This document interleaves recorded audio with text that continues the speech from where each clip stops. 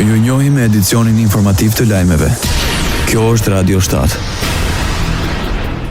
10 shkarkime nga detyra dhe masa disiplinore për 15 inspektor janë pasojat për futjen në Shqipëri të 104 tonëve misër me alfa-toksin B1 nga Serbia.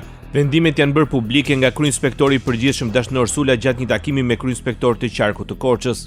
Kemi marrë 15 masa disiplinore, nga këto janë 10 masa disiplinore janë shkarkimi nga detyra të inspektorëve, pikërisht për shkak të lënies të hyrjes në territorin e Shqipërisë të misrit me aflatoksin B1, i cili është i dëmshëm edhe për kafshët të cilët ushqehen në prodhimin e qumshit, ku del produktet e qumshit dhe të produktet e tjera me aflatoksin, dhe kjo tregon që jam i vendosur unë si inspektori i përgjithshëm i Republikës Shqipërisë, edhe bashkëpunëtorët e mi që çdo rast sinjalizimi apo çdo rast tjetër ne do ta ndëshkojmë në maksimalisht. Krahas asaj, ai paralajmëroi disa subjekte për inspektim.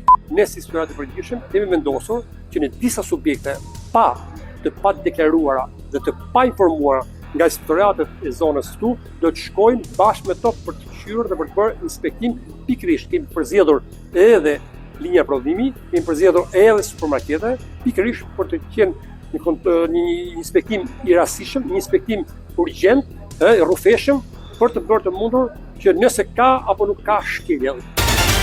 Kryetari i Partisë Demokratike Sali Berisha denoncon për abuzime nga qeveria me projektin e aeroportit të Florës. Ai e krahasoi me ofertën e inceneratorit të Tiranës. Në një deklaratë publike Berisha u shpreh se kontrata për aeroportin e Vlorës është të shkruar në një kohë kur sipërmarrja nuk ekzistonte ende ligjërisht.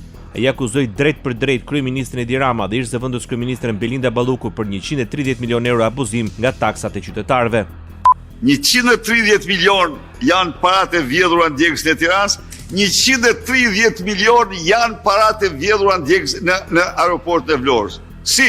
Po, çdo vit, sipas kontratës, koncesionarit do t'i paguën nga taksat e shqiptarëve 10 milion euro për 13 vite rresht biletat e mungura. Por nuk ka toka hora si këta që të vjedhin popullin e tyre në këtë mënyrë. Radio 7, zëri pozitiv i qytetit.